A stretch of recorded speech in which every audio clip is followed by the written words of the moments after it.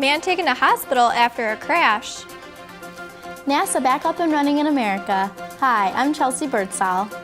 And I'm Samantha Ruff, and this is your Public Eye News.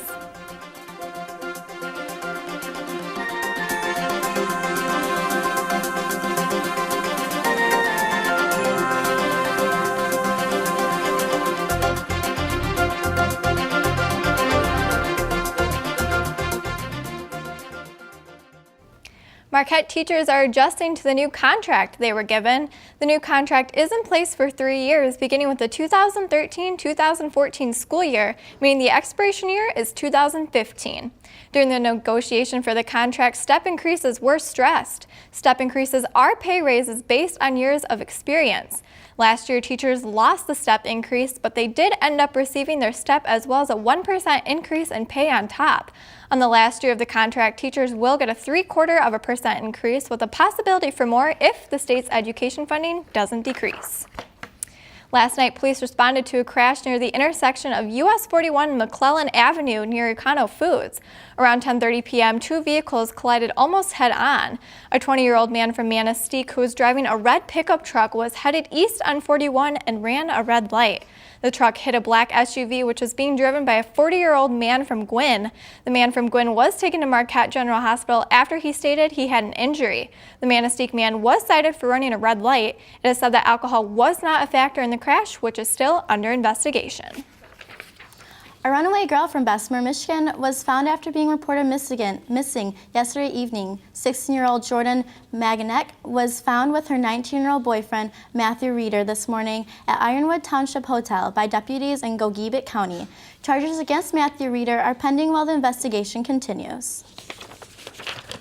Carol Tilley, a Michigan native, was involved in a governmental mistake when she was registered as dead. The Social Security office accidentally marked Tilley as dead after her husband passed away in January. She ended up losing her medical care and the ability to vote in the primary elections, but continued receiving pensions and benefits from her deceased husband. The Social Security Administration reported that accidents do happen since they deal with over 2.5 million deaths a year. The blunder has since been fixed, but a concerned Tilley fears further confusion in her status. Borrowers for student loans have started to receive checks for $1,200 from a class action lawsuit. The lawsuit came about after Michigan Finance Authority made a program that cut the interest rates to 0 on loans after 3 years of payments were completed. In 2008, the crash occurred and the program was discontinued in 2010, which caused the rules to be changed on the students' rights in the middle of the 3 years. The sum amount of the settlement is $11.5 million. Those who were affected will get back anywhere from $50 to $12,000 in the settlement. A hearing regarding whether delaying water shutoffs in Detroit residents with unpaid bills has been pushed back. Stephen Rhodes, who is a bankruptcy judge, said that lawyers can present information at a hearing on Monday. Detroit's water department began shutoffs in March to homes that were 60 days past due or that owed more than $150. Approximately 15,000 customers had their service shut off in April through June. Detroit then faced many international criticism for the shutoffs. Shutoffs were suspended, that way department officials could inform their customers about the service being stopped and offering them payment plans. And after the break, we'll have your national and international news. Stay tuned. Next time on the Roosevelts. FDR champions sweeping new programs. Social Security represents the centerpiece of the New Deal. While confiding in a discreet friend. Eleanor and Franklin Roosevelt evidently don't get on together. As the shadow of war hangs over Europe. Part 5 of the Roosevelts, An Intimate History. Thursday evening at 8, here on Public TV 13. Hi, welcome back to Public Eye News. Ellen Johnson Sirleaf, president of Liberia, looks forward to the promised 3,000 U.S. military personnel coming to fight Ebola. President Obama announced yesterday that the 3,000 troops will aid against Ebola that has effectively killed 2,400 people. There will also be 17 treatment centers built throughout Liberia. President Sirleaf is excited and hopes that the United States' actions will lead to more international communication between all countries. If all countries come together, she has high hopes of defeating the disease that has spread to 5 different nations. America is one step closer to leaping back into space. 2 American companies have a new government contracts to ferry astronauts to the International Space Station. Craig Boswell has more from Washington. Florida's Cape Canaveral will soon be back in the business of manned spaceflight. Our destiny is set, and our course is laid out before us, and we're following it. NASA has awarded contracts to 2 private U.S. companies to shuttle American astronauts to and from the International Space Station. One goes to Boeing, which has developed a capsule called the CST-100. The other goes to billionaire Elon Musk's Space Exploration Technologies Corp., or SpaceX, which started bringing supplies to the ISS with its Dragon capsule in 2012. Each company will build its own vehicle. I believe it represents the first steps from planet Earth and going on to Mars one day, into deep space. The U.S. has relied on Russia to ferry American astronauts to and from the ISS since the U.S. retired its manned space program in 2011 at a cost of $71 million a seat.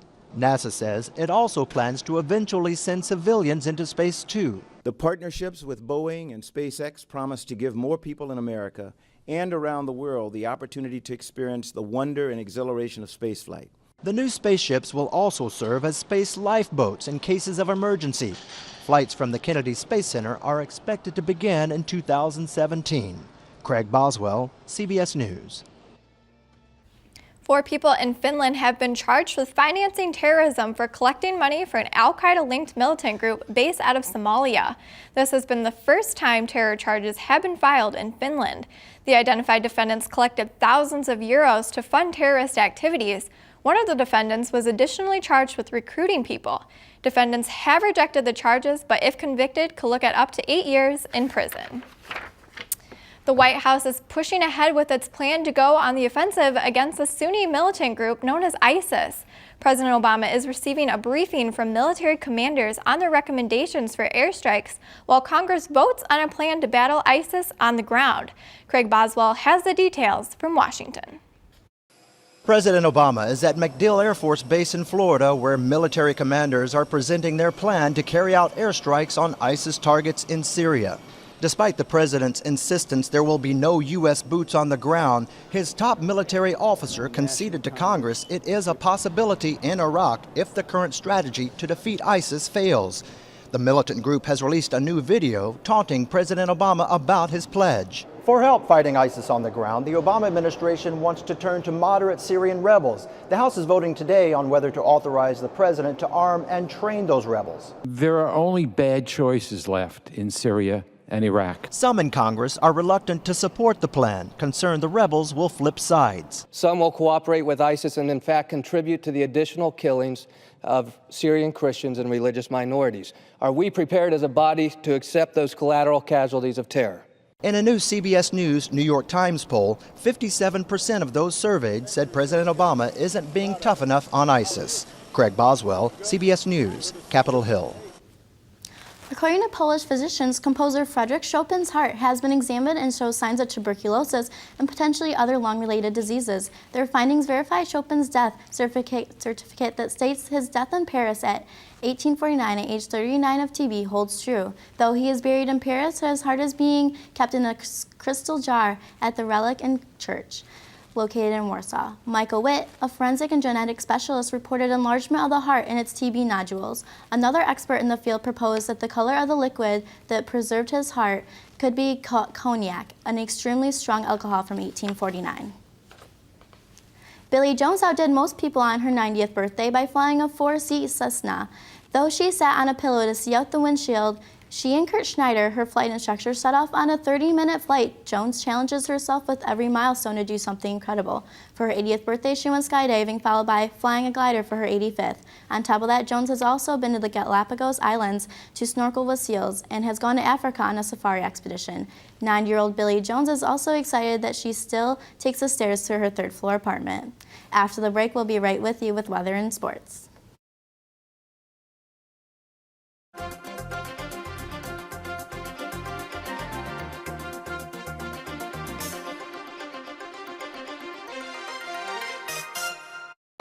As a Beatle, John Lennon belonged to the world. Now American Masters tells us the intimate story of how he found himself.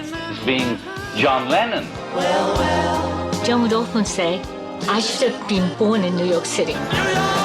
The greatest place on earth. One of my biggest kicks is doing things I couldn't do when I was, in the middle of the Beatles stuff. Meet the John Lennon Few New in Lennon, NYC. Just try it, okay? Only on American Masters. Friday afternoon at 1 o'clock Eastern. Hi, I'm Jenny Stachkowski, and as you can see behind me, it's a cold day on campus. So if you're heading outside, make sure you grab your sweater. Currently, it is mostly cloudy, 50 degrees, and winds out of the north-northeast at 18 miles per hour, and the barometric pressure is 29.96 and rising.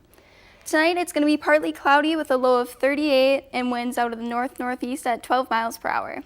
And tomorrow, it's finally going to be sunny with a high of 54 and winds out of the east at 8 miles per hour. In Sault Ste. Marie, it's 58 and cloudy. It's 64 in Manistee, and also 64 and partly cloudy in Escanaba, and 66 and partly cloudy in Menominee. In Iron Mountain, it's 67 and sunny, 53 and partly cloudy in Ironwood, and a cold 44 and cloudy in Houghton. It's also 50 degrees and partly cloudy in Marquette. On Friday, the high is going to be 64 with a low of 57 and rainy. And on Saturday, it's a high of 68 with a low of 54 and rain and thunderstorms. Sunday, it's going to be a high of 62 with a low of 46 and showers in the late night. So it's been really bad in weather lately. How about sports? Well, it's been rather gloomy in weather and in sports as the Minnesota Vikings lost their star running back. Minnesota Vikings running back Adrian Peterson has been placed on the NFL's exempt list today, which will restrict him from all team activities until his child abuse case is resolved. Peterson was indicted last week in Texas on a felony count of reckless or negligent injury to a child. Peterson reportedly left bruises and wounds on his 4-year-old son dating back several months. The Vikings initially reinstated Peterson Monday until deciding to look further into the situation after receiving a large amount of criticism after their Monday announcement. Peterson's next scheduled court date is set for October 8th. In MLB news, the Detroit Tigers lost a heartbreaker last night to the Minnesota Twins after taking a late ninth-inning lead at the bat of outfielder J.D. Martinez. Martinez hit a remarkable 3-run home run that wiped away a 2-0 Twins lead, which had the Tigers thinking that a potential 3-2 win would have put the team further ahead on the Kansas City Royals in the Central Division title race. The main downfall came at the hand of closer Joe Nathan, who has had bouts of inconsistency at the mound all year, as well as a crucial missed catch on an RBI double to Ezekiel Carrera. The Tigers still lead the Central Division by 1.5 games and look to continue separating themselves from an approaching Kansas City ball club tonight when they seek revenge on the Twins tonight at Target Field. First pitch is at 8:10. The NFL said Wednesday that its new performance-enhancing drug policy will allow Denver Broncos receiver Wes Welker and 2 other suspended players to return to the field this week. The new rules state that players who test positive for banned stimulants in the offseason will no longer be suspended. Instead, they will be referred to a substance abuse program testing for human growth hormone. Has been an ongoing discrepancy amongst players and the league since 2011 as players disagreed with the testing process. Under the new deal, positive tests in the PED program will be evaluated by third-party arbitrators and be processed under altered procedures, resulting in 4-game suspensions. Testing under these new provisions should begin by the end of the month. So Chelsea, I heard not only is it bad in the NFL now, but I heard there's some really good things going on in the Green Bay Ball Club. Tell me about it. There sure are. Records were set by Green Bay Packers over the weekend.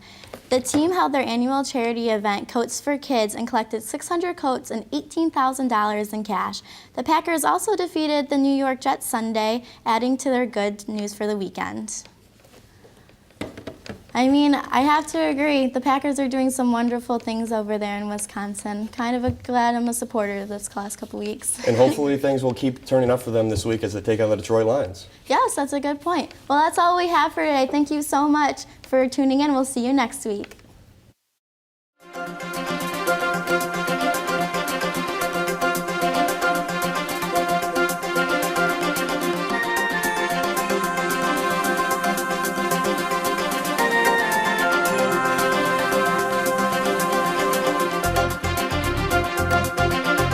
The preceding program was produced in studios located in the Edgar L. Hardin Learning Resources Center by WNMU-TV, Northern Michigan University Public Television.